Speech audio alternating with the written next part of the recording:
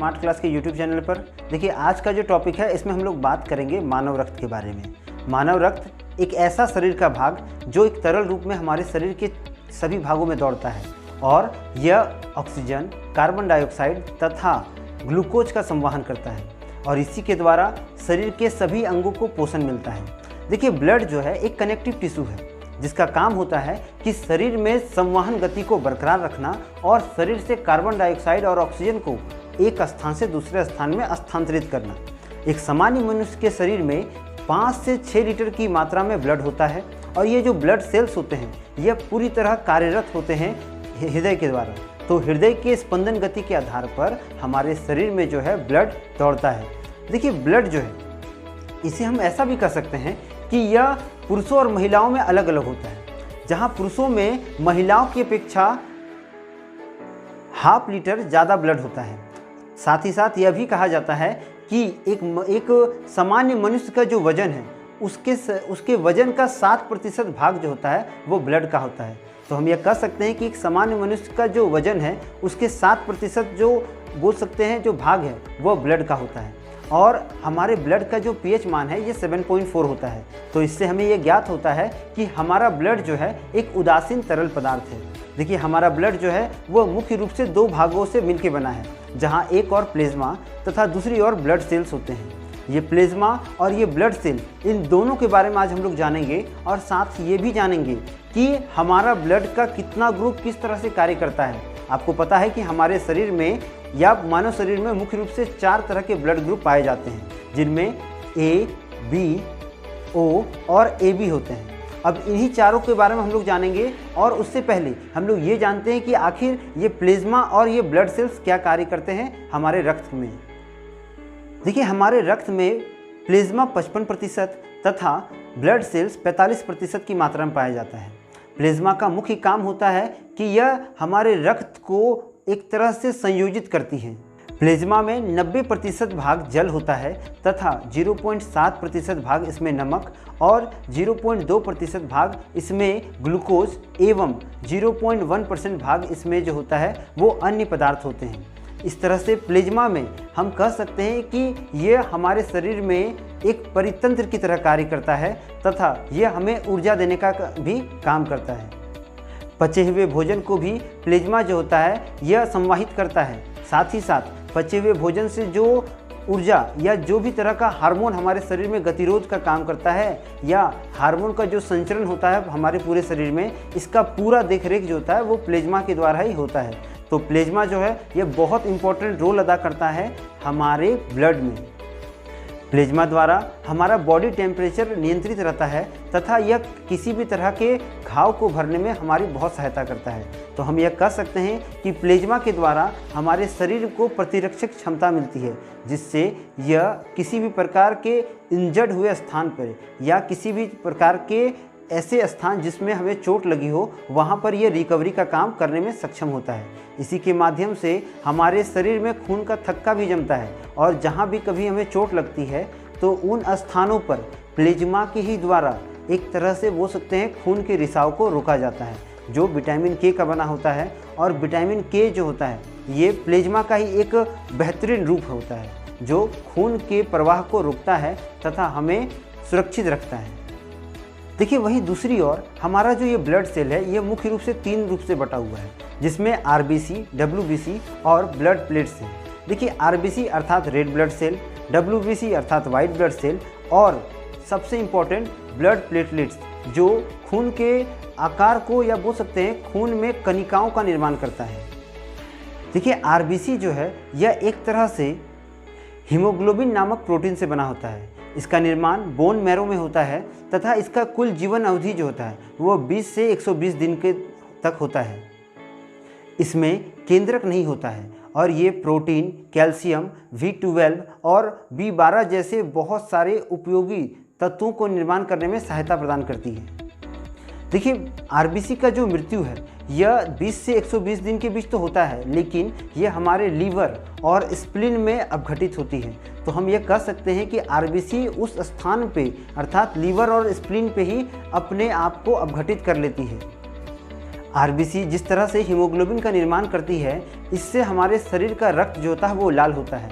इसमें एक तरह से लो आयन पाए जाते हैं जो शरीर के खून को या बोल सकते हैं हमारे शरीर में पाए जाने वाले रक्त के रंग को लाल करता है। इस रक्त में जो आयरन रहता है उसे हीमोटिन कहा जाता है। यह हीमोटिन कंपाउंड जो होता है ये बहुत ज़्यादा मात्रा में हमारे शरीर में ऊर्जा देने का काम करता है। आरबीसी के द्वारा हमारे शरीर में ऑक्सीजन तथा कार्बन डाइऑक्साइड का संचार होता है। तो हम ये कह सकते हैं कि आरबीसी ही वो अंग है या रक्त का वो भाग है जो कार्बन डाइऑक्साइड और ऑक्सीजन का संवहन हमारे शरीर में करता है। देखिए, आरबीसी को नापने के लिए होमोसाइटोमीटर का उपयोग किया जाता है। यह हमारे मेडिकल क्षेत्र में जितने भी डॉक्टर्स हैं वो इसमें जिस प्रकार की अगर कोई बीमारी पाई जाती है, जैसे यदि किसी व्यक्ति को आरबीसी की कमी होगी तो वो एनीमिया या जॉन्डिस जैसे बीमारी से पीड़ित होता है, तो इसे मापने के लिए हीमोसाइटोमीटर का उपयोग किया जाता है। देखिए, अगला है WBC यानी कि वाइट ब्लड सेल। देखिए, वाइट ब्लड सेल जो होता है ये ब्लड सेल्स में काफ़ी कम होते हैं किंतु इनका आकार बड़ा होता है। ये हमारे शरीर का या बोल सकते हैं हमारे शरीर को रक्षित करने का काम करता है, इसीलिए WBC को एक तरह से हमारे शरीर का बॉडीगार्ड कहा जाता है। इसका निर्माण बोन मैरो तथा हमारे लिम्फ मैरो में होता है। इसकी मृत्यु जो होती है ये ब्लड में ही हो जाती है और इसका जो जीवन अवधि है यह 2 से 4 दिन का होता है। देखिए, यह जो एक ऐसा भाग है या बोल सकते हैं WBC एक ऐसा तरल पदार्थ है जो ब्लड सेल में पाया जाता है जिसके द्वारा हमारा शरीर में रोग प्रतिरोधक क्षमता बढ़ता है। तो हम यह कह सकते हैं कि हमारे रोग प्रतिरोधक क्षमता को बढ़ाने में आरबीसी और WBC में से WBC का बहुत बड़ा योगदान होता है। और जितना मात्रा में हमारे शरीर में WBC होगा उतनी ज़्यादा मात्रा में हमारे शरीर का जो इम्यून सिस्टम होगा वो मजबूत होगा। इसलिए कभी भी हमें यदि चोट लगती है तो WBC ही वो एक ऐसा तरल पदार्थ होता है जो हमारे शरीर के हर प्रकार के चोट को रिकवर करने में सहायता करता है। देखिए, अगला जो है ये है हमारा ब्लड प्लेट्स। ब्लड प्लेट्स अर्थात यह हमारे रक्त का सबसे इम्पॉर्टेंट पार्ट होता है। इसकी मात्रा हमारे ब्लड में 4 से 5 लाख के बीच होता है और इसी के द्वारा हमारा रक्त जो होता है वो पूरी तरह संचरित होता है। देखिए, ब्लड प्लेट्स एक ऐसा भाग है जो मनुष्य और स्तनधारी जीवों में पाया जाता है। इसका निर्माण बोन बोरो में होता है तथा इसका जीवन अवधि 3 से 5 दिनों का होता है। इसकी मृत्यु स्प्लीन में होती है। इसका मुख्य कार्य ब्लड के थक्के को बढ़ाने में या बोल सकते हैं हमारे शरीर में रक्त के थक्के को बनाने में ज़्यादा उपयोग किया जाता है। तो हम कह सकते हैं कि ब्लड प्लेट्स द्वारा हमारे शरीर में रक्त का थक्का को अधिक मात्रा में बनाया जाता है। ब्लड प्लेट्स की कमी से चिकनगुनिया और डेंगू जैसे बीमारियां हमें हो सकती है और कई बार इसके कारण कई लोगों की मृत्यु भी हो जाती है। तो ब्लड प्लेट्स का होना हमारे शरीर में बहुत इंपॉर्टेंट रोल अदा करता है। देखिए, अब हम लोग कुछ डायग्राम के द्वारा जानेंगे कि किस प्रकार के ग्रुप्स हमारे शरीर में या बोल सकते हैं कि किस प्रकार के ब्लड ग्रुप्स हमारे शरीर में पाए जाते हैं और एक सामान्य मनुष्य के शरीर में किस तरह से ब्लड जो होता है वो बनता है तथा ये किस प्रकार से कार्य करता है। हम ये जानने का प्रयास करेंगे कि किस तरह मनुष्य में अलग अलग ग्रुप्स के रक्त पाए जाते हैं। देखिए, पूरा मानव जाति में मुख्य रूप से 4 ब्लड ग्रुप पाया जाता है, जिसमें पहला ब्लड ग्रुप ए है, दूसरा ब्लड ग्रुप बी है, तीसरा ब्लड ग्रुप ए बी है और चौथा जो है वो ब्लड ग्रुप ओ होता है। अब इन ब्लड ग्रुपों का किस तरह आकार होता है मैंने आपको पीछे के पिक्चर्स में दिखाया हुआ है। आप उनसे ये जान सकते हैं कि हमारा ब्लड ग्रुप किस तरह का दिखता है और किस तरह कोई भी डॉक्टर या कोई भी क्लिनिकल व्यक्ति जो इसकी जांच करता है अर्थात जो ब्लड की जांच करता है वो 10 से 20 मिनट में हमारे ब्लड ग्रुप की जानकारी हमें दे देता है और इससे हमें यह पता चलता है कि हमारा ब्लड ग्रुप किस वर्ग का है। अब सबसे पहले इसकी कुछ इतिहास को हम लोग जान लेते हैं। देखिए, सन 1900 में लॉर्ड स्टिनर और विनर ने ब्लड ग्रुप्स के बारे में बहुत बड़ा एक खोज किया जिसमें उन्होंने यह पाया कि ब्लड में, जैसे मैंने आपको पहले भी बताया कि हमारा ब्लड जो है वो प्लेज्मा और आरबीसी से बना हुआ है, साथ ही साथ इसमें WBC भी होता है और ब्लड कुछ बोल सकते हैं प्लेट्स भी पाया जाता है। लेकिन हम लोग एक्चुअली में सिर्फ हमें ब्लड ग्रुप के बारे में जानना है तो हम लोग ज़्यादातर प्लेज्मा और आरबीसी पे ध्यान देंगे। देखिए, हमारा जो ब्लड ग्रुप है ये इसे जानने के लिए स्पेशली आरबीसी का यूज होता है और डॉक्टर्स या जो भी हमारे ब्लड ग्रुप की जांच करते हैं उन्हें मेनली आरबीसी से मतलब होता है, वो प्लेज्मा से उतना ज़्यादा मतलब नहीं रखते हैं। लेकिन हम लोग इसमें दोनों तरह की चीज़ों को जानेंगे कि हमारा प्लेज्मा किस ग्रुप में आता है और हमारा आरबीसी किस ग्रुप से ब्लड को तैयार करता है। सबसे पहले देखिए, प्लेज्मा जो है एक एंटीबॉडी है। एंटीबॉडी अर्थात जो हमारे शरीर को अन्य प्रकार के रोगों से और बोल सकते हैं वायरस से प्रोटेक्शन देता है। उदाहरण के लिए जिस प्रकार से कोविड फैला, तो यहाँ पर एंटीबॉडीज़ को ही आपने देखा होगा, डॉक्टर्स जो लगातार बोल रहे थे कि इम्यून सिस्टम को बढ़ाइए, अपना इम्यून सिस्टम मजबूत करिए, तो ये इम्यून सिस्टम जो है वो प्लेज्मा के अंदर ही होता है। दिल्ली में पहली बार एंटीबॉडीज़ या बोल सकते हैं प्लेज्मा डोनेट करने के बाद बहुत सारे रोगियों के कोरोना मुक्त किया गया और यह पहला ऐसा राज्य था जहाँ पर प्लेज्मा थेरेपी के द्वारा कोरोना से लोगों को बचाया गया। तो उसी तरह प्लेज्मा में जो होता है एक एंटीबॉडी होता है और ये एंटीबॉडी जो होता है वो कुछ वाई शेप का होता है। आपको ये फिगर दिखता होगा, ये वाई शेप का होता है और इसे दो रूपों में बांटा गया है। क्योंकि ये एक प्रोटीन का भाग है इसलिए इसे स्मॉल ए और स्मॉल बी के रूप में देखा जाता है और इसे ये दो ग्रुप के द्वारा ही डिनोट किया जाता है। जैसे आपने यहाँ पिक्चर्स में देखा होगा कि यहाँ पर बी ग्रुप का एक प्लेज्मा है और ये ए ग्रुप का एक प्लेज्मा है। तो इस तरह से प्लेज्मा को दिखाया जाता है। लेकिन वही हम आरबीसी में आए तो आरबीसी में मुख्य रूप से 4 ग्रुप्स होते हैं और इन्हें एंटीजन बोला जाता है। एंटीजन इसलिए बोला जाता है क्योंकि एक जनरेशन से ये बढ़ते जाते हैं और इन्हें कैपिटल ए और कैपिटल बी के रूप में दिखाया जाता है। जैसे यहाँ पर ग्रुप ए हो गया, ग्रुप बी हो गया, ग्रुप ए बी हो गया और ग्रुप ओ हो गया। अब हम लोग जानेंगे कि आरबीसी में क्या क्या अलग होता है हर ग्रुप्स में। जैसे यदि किसी व्यक्ति का ब्लड ग्रुप ए है तो जब उसके ब्लड को जांच कराया जाएगा तो उसके ब्लड के जो पार्टिकल्स हैं, जो छोटे छोटे पार्टिकल्स हैं, उनमें उसके बाहरी सतहों में, अर्थात ये जो पूरा भाग है, ये पूरा भाग आरबीसी का है, ये पूरा भाग जो है ये आरबीसी का है और आरबीसी के बाहर इस तरह की त्रिभुजाकार कलिकाएं होगी।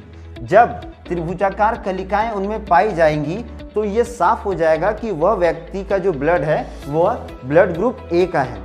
उसी प्रकार जब किसी अन्य व्यक्ति का ब्लड जांचा जाए और उसके ब्लड के जो आरबीसी है उसके बाहर, उस ब्लड ग्रुप के आरबीसी के बाहर इस तरह का अर्धवृत्त जैसा आकृति दिखने लगे तो इससे यह पता चल जाएगा कि उस व्यक्ति का जो ब्लड ग्रुप है वो बी है। अब आता है इंटीजर्स या फिर बोल सकते हैं एंटीबॉडीज़ कि हमारे शरीर में कैसा एंटीबॉडी पाया जाता है। तो देखिए, एंटीबॉडीज़ जो होते हैं उनका आकार वाई होता है लेकिन उनके 2 छोर होते हैं। इन 2 छोरों में, इन 2 छोर का जो निचला आकार होता है ये कुछ कर्व होता है। यदि हमारा ब्लड ग्रुप ए है तो उसमें इस तरह का कर्व पाया जाएगा। ये कर्व क्या करता है कि ये इसको इस ब्लड ग्रुप के साथ मिलते जुलते रहता है। देखिए, किसी व्यक्ति के शरीर में यदि ब्लड ग्रुप ए है तो उसके बॉडी में जो एंटीबॉडी होगा वो बी ग्रुप का पाया जाएगा। इसका काम ये होता है और इसका कारण यह होता है क्योंकि जो बी ग्रुप का एंटीबॉडी होता है उसका ऊपरी छोर अर्थात ये वाला छोर जो होता है वो कुछ ऐसा होता है, कर्व जैसा। तो कर्व का जो आकृति होता है वो इस ट्रायंगल के भाग को नहीं अटैच कर पाता है, जबकि वही ग्रुप बी का जो बोल सकते हैं कि एंटीबॉडी होता है उसके जो ऊपरी छोर का भाग होता है वो भी जैसा होता है। तो हम ये बोल सकते हैं कि ये जो भी आकार है वो इसके साथ अटैच नहीं होगा क्योंकि इसका जो आकार है ये अर्धवृत्त है और इसका जो आकार है वो भी है। तो जब ये अटैच होने का प्रयास करेगा तो ऐसा संभव नहीं हो पाएगा। आप मान लीजिए कि ये हमारे शरीर की एक नली है या हमारे शरीर की एक कोशिका है जिसके अंदर ब्लड दौड़ रहा है। अगर ये ब्लड का जो ऊपरी छोर है वो अगर ट्रायंगल ऐसा हो जाएगा, इस टाइप का हो जाएगा, तो ये जो ब्लड सेल्स हैं आरबीसी से अटक जाएंगे। देखिए, इस तरह करके अटक जाएगा तो क्या होगा कि हमारे ब्लड में फ्लोइंग नहीं होगा, ब्लड बहना नहीं, एकदम बहना बंद हो जाएगा, ब्लड में कोई भी तरह का बहाव नहीं होगा। इसीलिए कभी भी किसी व्यक्ति को जब ब्लड चढ़ाया जाता है तो उसका जो ब्लड होता है सेम उसी तरह का ब्लड उसके अंदर डाला जाता है।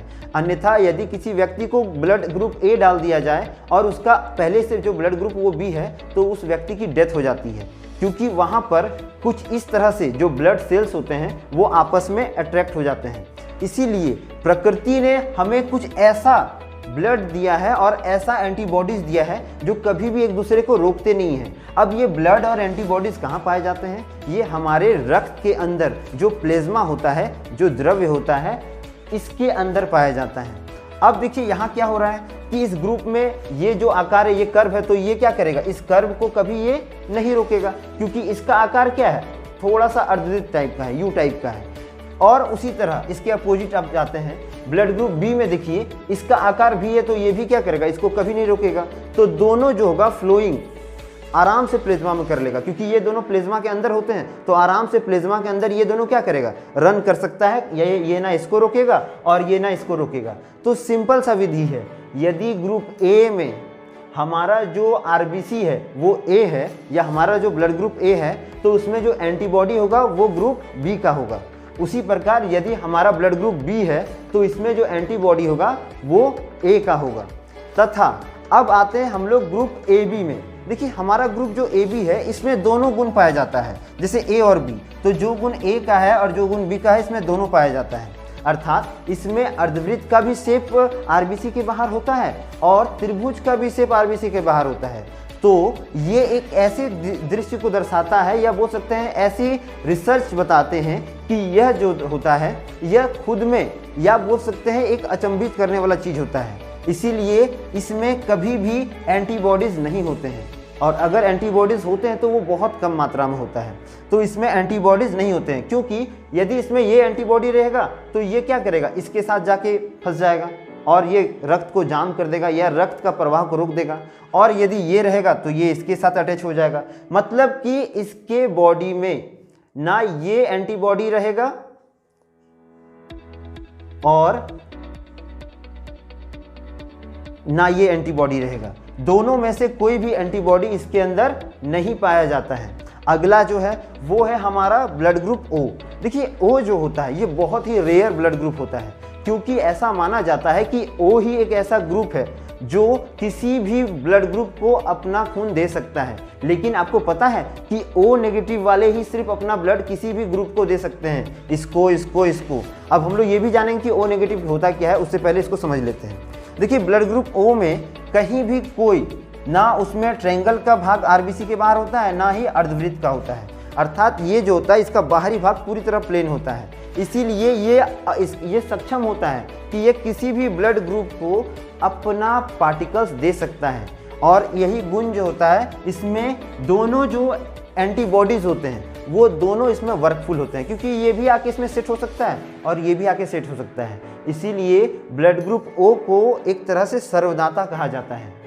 देखिए विग्नर ने कुछ बंदरों पर एक रिसर्च किया। ये बंदर जो थे ये रिसेस प्रजाति के थे, इसलिए उन्होंने इस परीक्षण का नाम लिया था RH फैक्शन।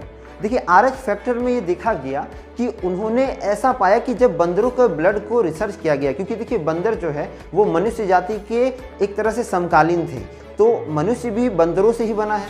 तो उन्होंने ये रिसर्च किया, और अधिकतर वैज्ञानिक जो होते हैं वो बंदरों, चिंपांजी या मेढकों पर ज़्यादा रिसर्च करते हैं और चूहों पर। और यही चीज़ सेम जब वेगनर ने एक रिसर्च किया और उसमें कुछ बंदरों के ब्लड के सैंपल पर ज़्यादा रिसर्च करने पर उन्हें ये प्राप्त हुआ, और उन्होंने ये जाना कि उनके ब्लड में तो ये आकृतियाँ हैं जो सामान्य मनुष्य में होता है, लेकिन उसके अलावा कुछ और भी है जो कुछ ही बंदरों में है और कुछ बंदरों में नहीं है। तो जब हमारे बायोलॉजिकल टर्म्स में यदि कभी भी हमारे शरीर में कोई एक्स्ट्रा चीज़ आता है, चाहे वो किसी भाग में कोई एक्स्ट्रा चीज़ आता है, तो उसे पॉजिटिव कहा जाता है। जैसे कि आप कोरोना का जांच कराएं और आपका ब्लड में या आपके शरीर में कोरोना है तो उसमें क्या आ जाएगा, पॉजिटिव आ जाएगा, और अगर नहीं है तो उसमें क्या आ जाएगा, नेगेटिव आ जाएगा। उसी तरह जब कुछ बंदरों के ब्लड के सैंपल को जांचा गया तो उसमें यह मिला कि ब्लड के साथ साथ ब्लड के जो बाहरी भाग में ये त्रिभुजाकार जो क्षेत्र था, इसके साथ साथ कुछ चरकोण आकार के भी पार्टिकल्स हैं। और ये पार्टिकल्स देखने के बाद उन्होंने इस तरह के पार्टिकल्स का नाम RH पॉजिटिव रखा। और कुछ पार्टिकल्स में, कुछ अलग बंदरों या कुछ अन्य बंदरों के ब्लड में ऐसे पार्टिकल्स नहीं थे, तो जिन बंदरों के शरीर में ये चरकोण आकार का ब्लड सेल्स नहीं था उसे उन्होंने RH नेगेटिव कहा।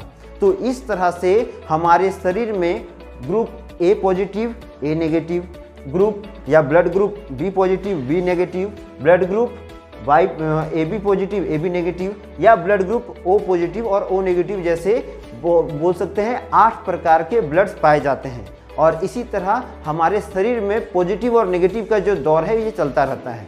देखिए सामान्यतः ओ में, हमारा जो ये ओ है इसमें भी पॉजिटिव और नेगेटिव पाया जाता है, लेकिन यह पूरा रिसर्च तय होता है कि किस तरह से वो कार्य करता है। इसीलिए ओ नेगेटिव का जो ब्लड होता है उसे सर्वमान्य माना जाता है, क्योंकि ये किसी को भी दे सकता है। इसका अटैचमेंट किसी भी ब्लड ग्रुप के साथ हो सकता है, क्योंकि इसके पास ऑटोमेटिकली कुछ है नहीं, ये जिसके साथ जाएगा उसके साथ वो सेट हो जाएगा।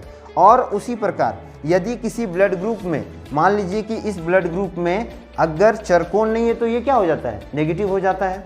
तो इस तरह से पूरे मनुष्य जाति में ब्लड ग्रुप्स बटे हुए हैं और इन ब्लड ग्रुप्स के द्वारा हमारा जीवन चक्र जो है वो चलता रहता है।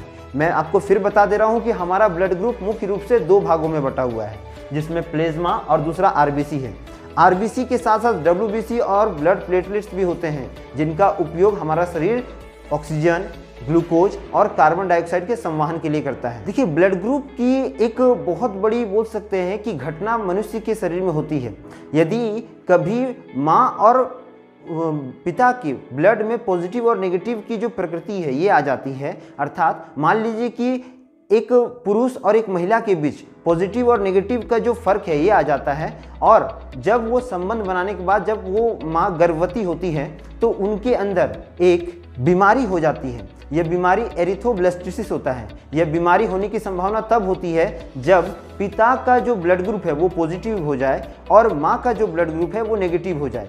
तो यदि किसी केसेस में पिता का ब्लड ग्रुप पॉजिटिव होता है और माँ का ब्लड ग्रुप नेगेटिव होता है, तो इन केसेस में माँ मात्र एक ही बच्चे को जन्म दे सकती है, उसके बाद वो दूसरे बच्चों को जन्म नहीं दे सकती है, क्योंकि इस चक्र के दौरान माँ और पिता का जो ब्लड होता है वो आपस में मिल जाता है और इसके निर्माण में बच्चे के शरीर पर बहुत ज़्यादा डिफेक्ट होता है और बच्चा जन्म लेने के कुछ महीने पहले या बोल सकते हैं जन्म लेने के बाद उसकी मृत्यु हो जाती है। इसीलिए वैज्ञानिकों ने एक नए टर्म्स कंडीशन के आधार पर बच्चों को जन्म देने की पद्धति को विकसित किया है, जिसे प्री मैच्योर प्रेगनेंसी कहा जाता है। इस प्रेगनेंसी क्रम के दौरान बच्चे को 9 महीने से पहले ही माँ के पेट से एक ऑपरेशन के द्वारा निकाल लिया जाता है। तो इस तरह से आज हम लोगों ने जाना कि मनुष्य में किन किन ब्लड ग्रुप का उपयोग कैसे होता है और ये किस प्रकार के बने होते हैं। आशा करते हैं कि आपको ये ब्लड की पूरी जानकारियाँ बहुत अच्छे से समझ में आ गई होगी। मिलेंगे हम लोग अगले वीडियो में, तब तक के लिए चैनल को लाइक करें, शेयर करें, सब्सक्राइब करें। वंदे मातरम, भारत माता की जय।